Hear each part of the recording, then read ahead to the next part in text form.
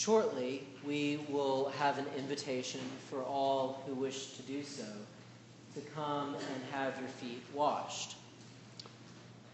Now, of all the things that we do in worship services, this gets as close as possible to getting us to feel what those, when this ritual was instituted, would have felt.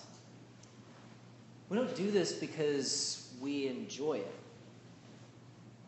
That's not the reason that we do it. I mean, yeah, maybe washing another person's feet, that might be one thing. But having somebody wash our own feet, one of the grossest parts of the body, having to have somebody else do that for us, that just seems to be a little bit much.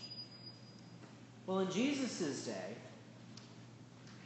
foot washing was much more of a necessity than it is for us now, so it was much more of a norm. They didn't have our fancy shoe technology then, so there were no closed-toed shoes like we have. So dust and other things got on. They didn't have our wonderful technologies of indoor plumbing and showers, so they couldn't just easily wash their feet off when they were bathing. Foot washing was a very necessary thing for the disciples in their time. But it didn't make it any less awkward than it is now. In fact, no host was expected to actually wash their guests' feet. Instead, they were merely expected to lay out some clean water so that their guests could wash their own feet instead.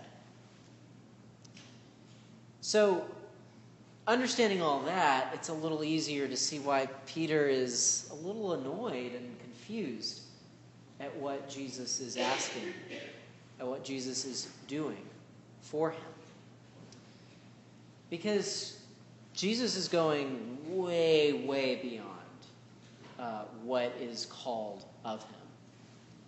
In fact, this is Jesus going down and washing the feet. This is something not Jesus, but a servant should be doing.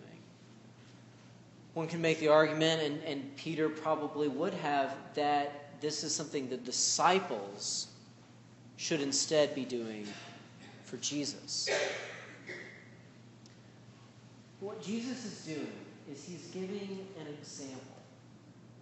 example to the disciples and to us for what we are called to do.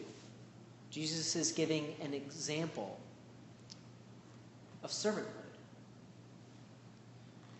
And further than that, what Jesus is really doing is demonstrating what his death is all about. By doing this sign, by washing the disciples' feet, Jesus is showing that he is very much willing to get his hands dirty. He's willing to get into the dirt and grime of it all. He does that in his death too. God, come down as a human being, didn't shy away from death. He didn't shy away from any of it. He did it to show the depths of his love. And that's exactly why Jesus gives the commandment that he does. And let's remember that the name Maundy means commandment. So Maundy, Thursday, this is what this is all about. The commandment that Jesus gives. What he tells the disciples is to love one another just as Jesus has loved them. This death, that is the sign of Jesus' love. It's the ultimate act of his love. Jesus dies for all of us so that we don't have to. This is the extent of the love that Jesus is talking about.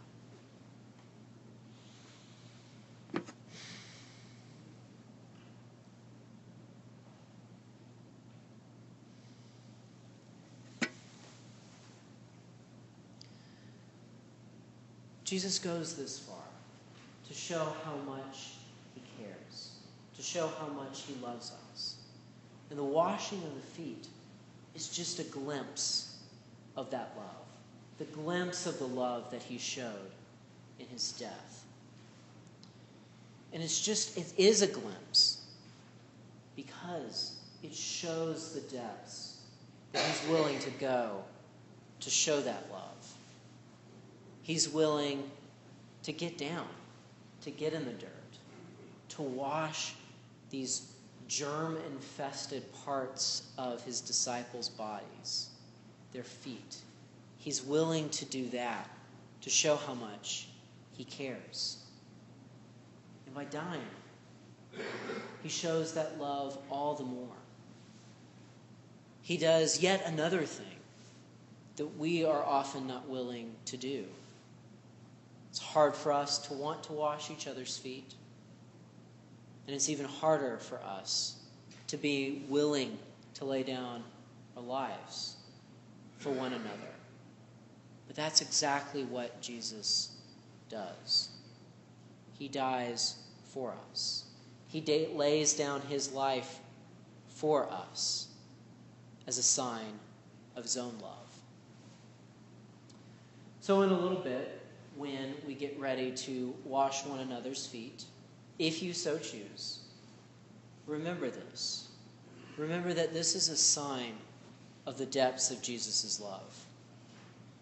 But it didn't stop at just washing feet. Now, the washing of the feet points further. It points to that further depth of love that Jesus had by being willing to sacrifice himself on the cross for not just us here, but for the whole world. Jesus also commands us to show that same love to one another, which we will get a chance to show in just a little bit. And we don't just show this love for one another to help bring each other together as community, although that is part of it. But when we do that, when we love one another as Jesus loved us, what we're really doing is we're being ambassadors of Christ. We're being Jesus' ambassadors and representatives in this world. Because when we love one another, what we're really doing is showing and reminding each other that that's Jesus' love for us. Our love for one another is Jesus' love for us. And it's not just the love that Jesus has for us individually. It's the love that Jesus has for each and every one of us. So if you choose to get your feet washed and to wash one another's feet, remember that. Think back on that love. And remember that showing our love for one another is a reminder, is really just Jesus showing his love for us, each and every one of us.